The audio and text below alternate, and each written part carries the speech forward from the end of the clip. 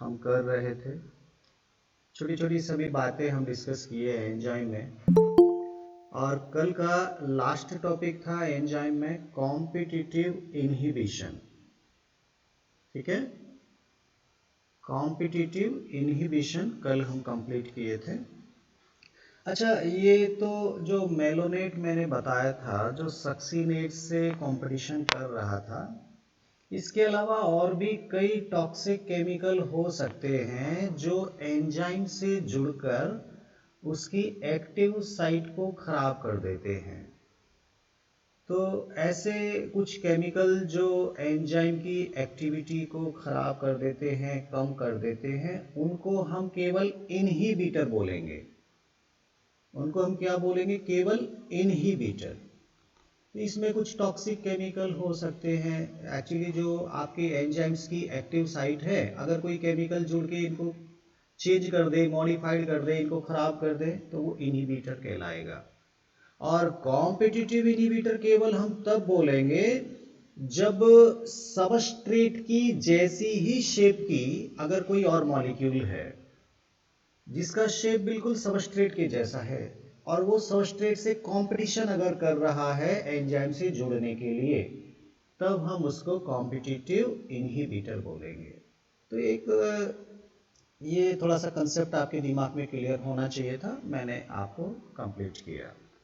आज का टॉपिक रहेगा हमारा classification and nomenclature of enzyme. Classification and nomenclature. ठीक है, अब देखिए, ये जनरली बहुत सिंपल बात है। नोमेनक्लेचर क्या होता है ये आप एक जनरल समझ लीजिए, बहुत ज़्यादा हमको नियम में नहीं जाना है।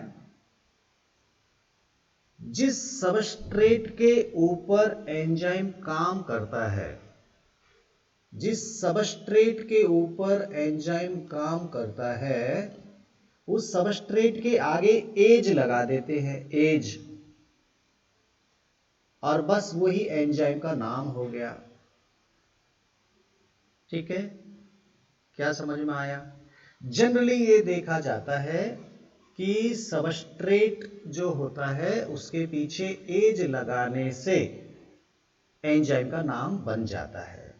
वो हालांकि ये हर जगह फॉलो नहीं होता, आप केवल एक जनरल थोड़ा दिमाग में रखिए, हमको ज़्यादा इसमें डीप में जाने की कोई आवश्यकता नहीं है। जैसे मान लीजिए सेलुलोज को एक एंजाइम ब्रेक डाउन करता है, सेलुलोज को, तो एंजाइम का नाम होगा सेलुलेज एंजाइम। ठीक है, पेक्टिन के ऊपर अगर कोई एंजाइम काम करेगा तो उसे बोलेंगे पेक्टिनेज एंजाइम। तो जनरली एज लगा दिया जाता है, कोई ऐसा खास बात नहीं है इसमें। और क्लासिफिकेशन देखा, चूंकि एंजाइम तो बहुत सारे हैं बायोलॉजिकल सिस्टम में, तो इंटरनेशनल ऑर्गेनाइजेशन ने डिसाइड किया कि अगर एंजाइम्स को समझना है तो इनको थोड़ा ग्रुप में बांटना चाहिए। तो आखिर वो एंजाइम किस टाइप की रिएक्शन करवाते हैं? देखिए, रिएक्शन केमिस्ट्री में कई टाइप की हैं, आपने सब पढ़ी होंगी।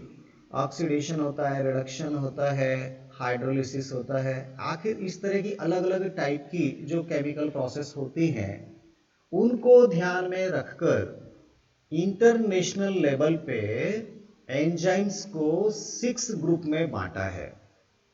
एंजाइम्स के कितने ग्रुप हैं? 6 ग्रुप हैं। हमको बस केवल इनका नाम याद रखना है, ज्यादा डीप में जाने की क्लास 11th में कोई आवश्यकता नहीं है। ठीक है, तो देखते हैं कौन कौन से ग्रुप हैं। पहला ग्रुप होगा ऑक्सीडो रिडक्टेज। पहला ग्रुप होगा ऑक्सीडो रिडक्टेज एंजाइम। ये ऐसे एंजाइम हैं जो ऑक्सीडेशन या रिडक्शन करवाते हैं। ये ऐसे एंजाइम हैं जो क्या करवाते हैं? Oxidation and reduction.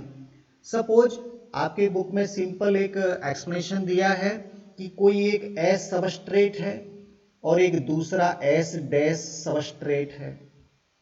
ठीक है, अब मान लीजिए ये वाला आपका रिड्यूस्ड फॉर्म में है और ये वाला आपका ऑक्सीडाइज्ड फॉर्म में है, तो यहां क्या होगा, एक का ऑक्सीडेशन दूसरे का रिडक्शन होगा। यहां पे कोई एक एंजाइम होगा, वो एंजाइम क्या करेगा, एस जो था इसको तो ऑक्सीडाइज्ड कर देगा, इसको तो ऑक्सीडाइज्ड कर देगा, और जो एस डैश था वो खुद क्या हो जाएगा, वो रिड्यूस हो जाएगा। तो अगर इस तरह का कोई केमिकल प्रोसेस देखने को मिल रहा है जिसमें एक केमिकल का ऑक्सीडेशन हो रहा है, दूसरे का रिडक्शन हो रहा है, तो वहां जो भी एंजाइम उस प्रोसेस को करवा रहा है वो इसी ग्रुप से बिलोंग करेगा, ऑक्सीडो रिडक्टेज से। ऑक्सीडेशन और रिडक्शन करवाने वाले एंजाइम इस ग्रुप से आएंगे, ऑक्सीडो रिडक्टेज। नंबर 2 हम बात करेंगे ट्रांसफरेजेज एंजाइम। नंबर 2 हम क्या बात करेंगे, ट्रांसफरेजेज एंजाइम। देखिए ये नाम जो दिए गए ना, ये इनके फंक्शन के आधार पे ही है। बहुत ही सिंपल ये है आपका ट्रांसफरेजेज एंजाइम। ये क्या करते हैं, एक सबस्ट्रेट के साथ जो कोई ग्रुप जुड़ा है उस ग्रुप को दूसरे सबस्ट्रेट को ट्रांसफर करवा देते हैं। बहुत सारे ग्रुप होते हैं, एल्डिहाइड ग्रुप होता है, कार्बोक्सिलिक ग्रुप होता है, एल्कोहल ग्रुप होता है। मान लीजिए इस सबस्ट्रेट के साथ कोई एक ग्रुप जुड़ा है, ठीक है, एक एंजाइम आया, वो बोला कि ये एक दूसरा सबस्ट्रेट है, इसके पास कोई ग्रुप नहीं है। अब एक एंजाइम ने क्या किया, इस ग्रुप को यहां से ट्रांसफर करके इसके साथ जोड़ दिया। तो ये इसको एच डैश बना लेता हूं मैं, ये सबस्ट्रेट के साथ एक ग्रुप जुड़ा है और ये दूसरा सबस्ट्रेट है। हुआ क्या, ये सबस्ट्रेट तो बिना ग्रुप के रह गया और एस डैश के साथ वो ग्रुप जुड़ गया। अब ये ग्रुप कोई भी हो सकता है, कार्बोक्सिलिक ग्रुप हो सकता है, एल्कोहल ग्रुप हो सकता है, एल्डिहाइड ग्रुप हो सकता है, कीटोन ग्रुप हो सकता है, ये कुछ भी हो सकता है। जब एक ग्रुप को एक सबस्ट्रेट से दूसरे को ट्रांसफर करवाने वाला जो एंजाइम है, ये जो भी एंजाइम है वो आपका इस ग्रुप से बिलोंग करेगा, ट्रांसफरेजेज कैटेगरी से। एकदम सिंपल, हमको बस 6 नाम याद करने हैं। पहला नाम हो गया ऑक्सीडो रिडक्टेज एंजाइम, जो ऑक्सीडेशन रिडक्शन करवाते हैं। दूसरा हो गया ट्रांसफरेजेज एंजाइम, जो ग्रुप को ट्रांसफर करवा सकता है, एक सबस्ट्रेट से ग्रुप को उठाएगा और दूसरे सबस्ट्रेट को उपलब्ध करा देगा। ऐसे एंजाइम को हम बोलते हैं ट्रांसफरेजेज एंजाइम। ठीक है, बहुत सिंपल। तीसरा जो आपका रहेगा, तीसरा जो कैटेगरी है वो होगा आपका हाइड्रोलेजेज एंजाइम। ये क्या होगा, हाइड्रोलेजेज एंजाइम। ये क्या करेंगे, हाइड्रोलेजेज, ये हाइड्रोलाइसिस करेंगे, हाइड्रोलाइसिस करेंगे। हाइड्रोलाइसिस का मतलब क्या है, जब बॉन्ड बनेगा तो -H2O होगा, पानी निकलेगा। हाँ, ये आपका होगा हाइड्रोलेजेज एंजाइम। जैसे ईस्टर बॉन्ड बनता है, पेप्टाइड बॉन्ड बनता है, ये मैंने सब पढ़ाए हैं आपको। पेप्टाइड बॉन्ड में क्या हुआ था आपको याद है, C डबल बॉन्ड OOH और इधर क्या था NH2, और ये रिमूवल ऑफ वाटर हुआ था और फिर आपका बॉन्ड बन गया ये वाला। ये क्या हो गया था, ये हो गया आपका पेप्टाइड बॉन्ड। तो ये पेप्टाइड बॉन्ड क्यों बना, due to the removal of H2O। ऐसे ही ईस्टर बॉन्ड बनेगा, रिमूवल ऑफ H2O। तो जब इस तरह की प्रोसेस, इस तरह की कोई भी केमिकल प्रोसेस जिसमें हाइड्रोलाइसिस होता है, वो हाइड्रोलाइसिस करवाने वाले जो भी एंजाइम हैं वो सब इस कैटेगरी में आएंगे, हाइड्रोलेजेज एंजाइम में। इसके एग्जांपल ईस्टर बॉन्ड बनना, पेप्टाइड बॉन्ड बनना, ग्लाइकोसिडिक बॉन्ड भी तो यही था, मैंने समझाया आपको। 2 शुगर के बीच में जो बॉन्ड बना, पॉलीसैकेराइड जब बन रहा है तो वहां पर भी तो यही हुआ था, रिमूवल ऑफ H2O। तो ये हाइड्रोलिसिस टाइप के एंजाइम कहलाएंगे। चलिए 3 याद हो गए, ऑक्सीडोरिडक्टेज हो गया, ट्रांसफरेजेज हो गया और हाइड्रोलेजेज हो गया। अब हम बात करेंगे एंजाइम्स का ग्रुप नंबर 4। ये आपका कहलाएगा लाइसेज। लाइसेज, देखिए ध्यान देना, बहुत ही सिंपल है। लाइसेज का मतलब होता है लाइसिस। लाइसिस से बना है लाइसेज। लाइसिस का मतलब होता है ब्रेक डाउन करना। लाइसिस जब भी कहीं पे आए, लाइसिस का मतलब समझिएगा ब्रेक डाउन, तोड़ देना किसी चीज को। किसी चीज को तोड़ना, ये लाइसिस कहलाता है। बहुत जगह बायोलॉजी में शब्द आएगा आपको लाइसिस। एक शब्द आता है ग्लाइकोलाइसिस। ग्लाइकोलाइसिस मतलब ग्लूकोज को तोड़ना, ये लाइसिस। लाइसिस के कारण ही तो लाइसोसोम नाम पड़ा था एक सेल ऑर्गेनेल का, याद करो। वो हर चीज को तोड़ देता था, ब्रेक डाउन कर देता था। तो लाइसिस, लाइसिस करने वाले एंजाइम लाइसेज एंजाइम कहलाते हैं। क्या करते हैं भाई, कैसे करते हैं? मान लीजिए एक कोई मान लीजिए केमिकल कंपाउंड है, ठीक है, ये वाला, ये कार्बन कार्बन का कोई कंपाउंड है, काफी बड़ा कंपाउंड है ये काफी बड़ा कंपाउंड है। इसको क्या कर दिया, इसको तोड़ दिया। इसके अंदर जो कुछ भी था वो टूट गया। टूटने के बाद क्या बन गया, ये एक्स और वाई जो ऊपर के हैं वो अलग आपस में जुड़ गए, ये वाले अपने अलग हिसाब से जुड़ गए। हाँ, तो ये इस तरह का पोजीशन बन जाएगा। लाइसिस करना है, कैसे भी इसको तोड़ दो आप, तो हाँ लाइसेज एंजाइम काम करेगा। ग्लूकोज को तोड़ दो, हाँ, तो कार्बन डाइऑक्साइड और वाटर बनेगा। ओवरऑल वो एक सिंगल स्टेप प्रोसेस नहीं है, वहां तो धीरे धीरे टूटता है। तो वहां एक ही एंजाइम काम नहीं करता, वहां तो सीरीज ऑफ एंजाइम काम करता है। तो इसलिए उसको एग्जांपल यहां मत मानिए। अभी हम एक जनरल बस केवल बात कर रहे हैं, एक सिंपल एक स्केच से आप बता दीजिए कि सपोज ये कोई एक क्या है, एक कंपाउंड है। अब ये टूट गया तो क्या हो गया, ये कुछ जो जुड़ा था वो खुद आपस में जुड़ गया और ये आपका ये वाला बन गया लाइसेज। सिंपल।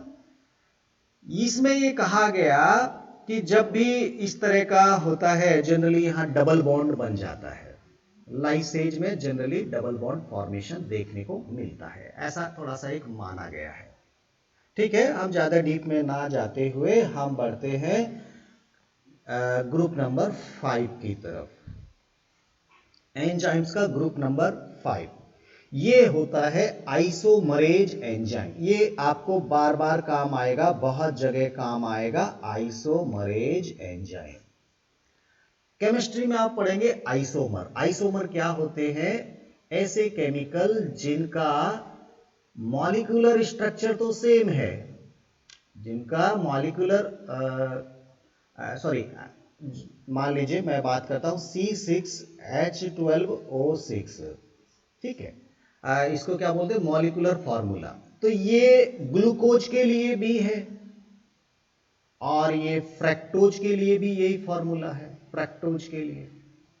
लेकिन जब हमने इनकी स्ट्रक्चर देखी, यहां पे कार्बन देखे थे और यहां पे देखे थे, तो बस HOH इधर उधर होने से ही क्या हो गया था, ग्लूकोज से फ्रक्टोज बन गया था। तो ऐसे केमिकल जिनका मॉलिक्यूलर फॉर्मूला लगभग सेम है लेकिन उनकी स्ट्रक्चर थोड़ी सी अलग है, उनको हम आइसोमर बोलते हैं, आइसोमर। केमिस्ट्री में आप इसको काफी डिटेल में पढ़ेंगे। अगर कोई एंजाइम ग्लूकोज को फ्रक्टोज में कोई चेंज कर रहा है या फ्रक्टोज को ग्लूकोज में अगर कोई चेंज कर रहा है, तो देखिए ओवरऑल टूटा कुछ नहीं केमिकल, केवल स्ट्रक्चर बदल गई है, थोड़ा सा इधर उधर के बॉन्ड हो गए हैं और ओवरऑल केमिकल वो की वही है। तो अगर ग्लूकोज को फ्रक्टोज में चेंज किया या फ्रक्टोज को ग्लूकोज में चेंज किया, तो जो एंजाइम इसको करवा रहा है वो आइसोमरेज एंजाइम कहलाएगा। केवल पोजीशन बदल देगा वो कुछ एटम की। हाँ, इधर से उठा के उधर जोड़ दिया, उधर से उधर कर दिया, लेकिन ओवरऑल ना तो कुछ निकलेगा और ना कुछ जुड़ेगा। केवल एक केमिकल जो था वो दूसरे केमिकल में चेंज हो जाएगा। ऐसा कोई भी केमिकल प्रोसेस आइसोमरेज कहलाएगा। वो एंजाइम का नाम आइसोमरेज होगा। मैंने एक एग्जांपल देके भी आपको समझा दिया, बहुत सिंपल। ठीक है, चलिए अब हम सीखते हैं एंजाइम्स नंबर 6। एकदम लास्ट में पहुंच गए, जिसका नाम है लाइगेज एंजाइम। लाइगेजेज एंजाइम ये क्या करता है? लाइगेज वाला काम करता है। लाइगेज का मतलब होता है जोड़ना, टू जॉइन, किन्हीं दो चीज को जोड़ देना। ये लाइगेज एंजाइम ऐसा करता है, उसको लाइगेज बोलते हैं। और लाइसिस, लाइसिस का मतलब तोड़ना, थोड़ा दोनों उल्टा है। लाइसिस का मतलब मैंने बताया था तोड़ना, और लाइगेज का मतलब होता है जोड़ना। हाँ, इसको सिंथेटेज भी कह सकते हैं, सिंथेसिस करना, छोटी छोटी चीज को जोड़ के बड़ी चीज बना देना, वो सिंथेटेज आप इसको कह सकते हैं। ये लाइगेज होता है। हम आगे चल के क्लास 12 में क्या करेंगे, एक डीएनए मॉलिक्यूल को एक दूसरे डीएनए मॉलिक्यूल से जोड़ेंगे, तो इनको आपस में चिपकाने वाला, जोड़ने वाला जो एंजाइम रहेगा वो लाइगेज एंजाइम रहेगा। Ligase enzyme. हाँ, तो लाइगेज का मतलब क्या हो गया? जोड़ने वाला। तो जो जोड़ सकता है, खास तौर पे हम यहां बात करेंगे, कोई भी दो कंपाउंड को अगर कोई लिंक कर दे तो वो एंजाइम आपका कहलाएगा लाइगेज एंजाइम। ठीक है, तो ये कोई भी ग्रुप को कार्बन के साथ जोड़ सकता है। मान लीजिए इसमें ऑक्सीजन जुड़ गया, हाँ, मान लीजिए फास्फोरस के साथ ऑक्सीजन जुड़ गया, किसी भी चीज को जोड़ना, ये क्या कहलाएगा? लाइगेज कहलाएगा। तो इस तरह से इंटरनेशनल लेवल पे केवल 6 तरह के एंजाइम्स पाए जाते हैं। थोड़ा सा उनको नाम याद करते हैं। एक हो गया ऑक्सीडो रिडक्टेज, हाँ, ऑक्सीडो रिडक्टेज। फिर हो गया ट्रांसफरेज, फिर हो गया हाइड्रोलेज, फिर हो गया मान लीजिए आइसोमरेज, फिर हो गया लाइसेज, और फिर हो गया लाइगेज। देखिए, लाइगेज को मैं सिंथेटेज के नाम से भी कई बार बोला गया, सिंथेटेज, हाँ, सिंथेसिस करने वाला। और ये इसको हम जनरली एल्डोलेज भी पढ़ते हैं सीनियर क्लास में। एल्डोलेज आपको मैं ज्यादा कंफ्यूज नहीं करूंगा, इनको छोड़िए, गोली मारिए। लेकिन ये इनको याद करना बहुत बढ़िया है, कुछ भी ट्रिक बना लो, OTHILL ऐसे करके कुछ भी अपना एक दिमाग में बना लो, ताकि आपको अच्छे नाम याद हो जाए। मुझे तो वैसे ही याद है। ऑक्सीडो रिडक्टेज होगा, दूसरा ट्रांसफरेजेज होगा, तीसरा हाइड्रोलेजेज होगा, चौथा कोई भी आप इनमें से बोल दीजिए, आइसोमरेज हो जाएगा, लाइसेज और लाइगेज। एक जोड़ने वाला, एक तोड़ने वाला, एक जोड़ने वाला, एक तोड़ने वाला, एक लाइसेज, एक लाइगेज, ये आइसोमरेज। ये हाइड्रोलेजेज, ये ट्रांसफरेजेज, ये ऑक्सीडो रिडक्टेज। हो गए भाई 6 नाम याद। सर 3 नंबर का क्वेश्चन आएगा, हम आराम से करेंगे, आप ज्यादा टेंशन मत करो। ठीक है भाई, हो गया। यहां से क्वेश्चन नहीं आता, क्वेश्चन आता है अगले टॉपिक से, आता ही आता है जनरली। हाँ, और वो टॉपिक है हमारा कोफैक्टर। ये टॉपिक बहुत इंपॉर्टेंट है, बहुत समझना है कोफैक्टर क्या होता है। मैंने अभी तक आपको बताया कि जो एंजाइम्स होते हैं वो किससे बने हैं? प्रोटीन के बने होते हैं। प्रोटीन के बने होते हैं एंजाइम। ठीक है, लेकिन कई बार हम ये देखते हैं कि एंजाइम जो होते हैं वो इनएक्टिव फॉर्म में रिलीज होते हैं, और बाद में वो एक जब रिलीज होने के बाद फिर एक्टिव बनते हैं। जैसे पेप्सिन था, पेप्सिन, तो ये तो एक्टिव एंजाइम है, लेकिन ये जब रिलीज हुआ तो इसका नाम था पेप्सिनोजन। बना तो ऐसा, सेल में तो पेप्सिनोजन बना, बाद में फिर ये पेप्सिन में कन्वर्ट हुआ, एक्टिव हुआ। मतलब प्रोटीन तो यही थी पेप्सिनोजन, यही प्रोटीन बाद में एक्टिव कैसे हो गई? क्या चेंज हुआ इसमें? इसमें चेंज कुछ हुआ है, तभी तो ये पहले इनएक्टिव थी अब एक्टिव हो गई। तो इस तरह की जब एग्जाम्पल हमको देखने को मिलते हैं तो दिमाग में आता है कहीं ऐसा तो नहीं कि ये जो एंजाइम है प्रोटीन वाला, कुछ एंजाइम में इनके साथ कुछ और चीज जुड़ जाती है और तब ये एक्टिव बनते हैं। क्या पता इनमें कुछ और चीज कोई चिपक जाती है, जुड़ जाती है और वही प्रोटीन जो पहले इनएक्टिव थी अब वो एक्टिव हो जाती है। तो ये चीज जब हमारे दिमाग में आई तो फिर हमने कुछ सर्च किया कि भाई इस एंजाइम के साथ कुछ और चीज तो नहीं जुड़ा, जो नॉन प्रोटीन पार्ट है। ये क्या है? ये कोई नॉन प्रोटीनियस पार्ट है जो इस प्रोटीन के साथ जुड़ता है तब जाकर एंजाइम एक्टिव बनता है, अदरवाइज वो एंजाइम इनएक्टिव रहता है। ऐसा हमको दिखाई दिया। तो हमने इस नॉन प्रोटीन पार्ट को पहचाना कि ये क्या है जो एंजाइम को एक्टिवेट बनाता है। ये जो कुछ भी है इसको हमने नाम दे दिया कोफैक्टर। तो इसको क्या हम कैसे समझ सकते हैं कि एंजाइम्स के अंदर प्रोटीनियस पार्ट के अलावा, एक एंजाइम के अंदर प्रोटीनियस पार्ट के अलावा कुछ एडिशनल नॉन प्रोटीनियस कंपोनेंट अगर जुड़ा है तो वो कोफैक्टर कहलाएगा। वो क्या कहलाएगा? कोफैक्टर कहलाएगा। अब चलिए मैं थोड़ा सा आपको बात करता हूं। अगर हम बात करें तो एंजाइम में दो चीज होंगी, एक तो प्रोटीन वाला पार्ट होगा प्लस एक नॉन प्रोटीन वाला पार्ट होगा। ये तब जाकर बनेगा एक एंजाइम। ठीक है, अगर हम इन दोनों को जोड़ दें तो जो बनता है उस एंजाइम को हम बोलते हैं होलो एंजाइम। ये थोड़ा एक नया नाम मैं आपको बता रहा हूं, शायद आपकी बुक में नहीं है। इसको बोलते हैं होलो एंजाइम, मतलब पूरा का पूरा कंप्लीट एंजाइम। ये फुली फंक्शनल कंप्लीट एंजाइम है होलो एंजाइम। इसके प्रोटीनियस पार्ट को बोलते हैं एपो एंजाइम। प्रोटीन वाले कंपोनेंट को क्या बोलते हैं? Apo enzyme. और नॉन प्रोटीन वाले पार्ट को क्या बोलते हैं? कोफैक्टर। इसको क्या बोलते हैं? कोफैक्टर। तो एक एंजाइम के दो कंपोनेंट हो सकते हैं, एक प्रोटीन, यही है मेन कंपोनेंट, तो प्रोटीन ही होते हैं एंजाइम। जरूरी नहीं है कि ये चीज जुड़ी हुई पाई जाए, ऐसा कोई गारंटी नहीं है। अगर है तो वो कोफैक्टर कहलाएगा, लेकिन ये प्रोटीन तो जरूर होगी अगर एंजाइम है तो। फिर भी एक शब्द यहां पे आपको थोड़ा समझ लेना चाहिए, होलो एंजाइम। जब प्रोटीन और नॉन प्रोटीन दोनों को मिलाकर अगर हम शब्द यूज करेंगे तो होलो एंजाइम उसको कहेंगे। ठीक है, केवल प्रोटीन को बात करेंगे तो उसको एपो एंजाइम कहेंगे, और जो नॉन प्रोटीनियस कंपोनेंट कुछ भी जुड़ा है उसको हम कोफैक्टर कहेंगे।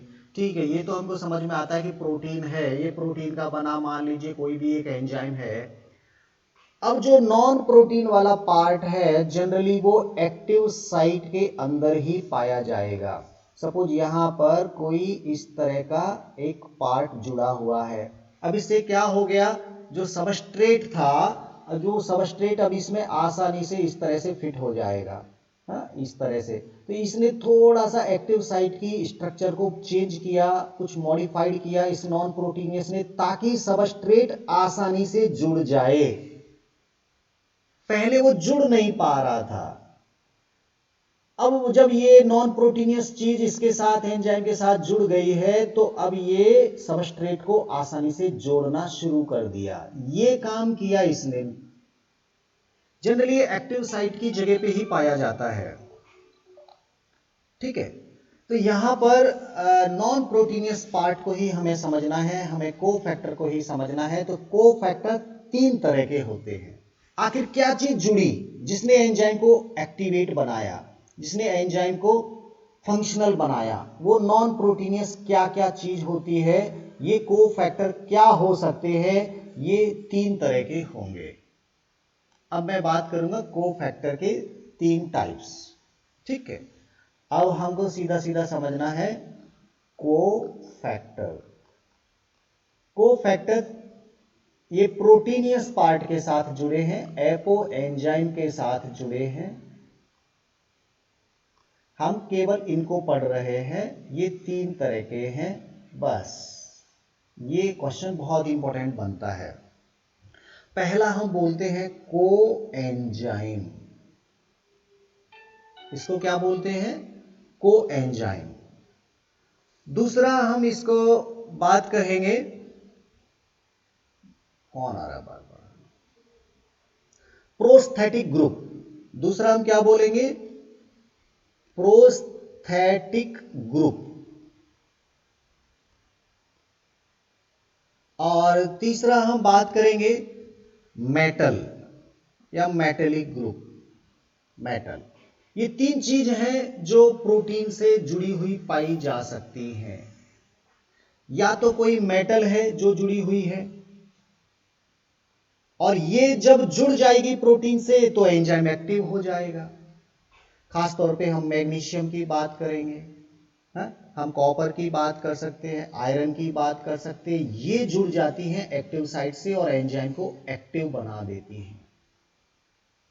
तो ये मेटल एंजाइम के साथ जब जुड़ती हैं तब ही वो आपका एंजाइम फंक्शनल हो पाता है। जिंक की बात कर सकते हैं, ये मेटल है जो एंजाइम को एक्टिव बना रही हैं। ये कोफैक्टर हो सकते हैं। इन दोनों में क्या डिफरेंस है? ये दोनों नॉन प्रोटीनियस तो हैं, ये भी नॉन प्रोटीनियस है, प्रोटीन के नहीं है, कुछ और कंपाउंड है। ये को एंजाइम टेम्परेरी आके जुड़ता है। ये क्या है? टेम्परेरी आके जुड़ता है। बस ये एंजाइम पड़ा हुआ था, अब यहां सबस्ट्रेट आया तो ये जो को एंजाइम है वो बोला चलो मैं आ जाता हूं तुम्हारे पास, अब तुम इसको जोड़ लो। तो टेम्परेरी आया, इसने इसको प्रोडक्ट में चेंज कर दिया, अब फिर से ये को एंजाइम वापस निकल गया। मतलब एंजाइम के साथ ये परमानेंट नहीं जुड़ता है। हाँ,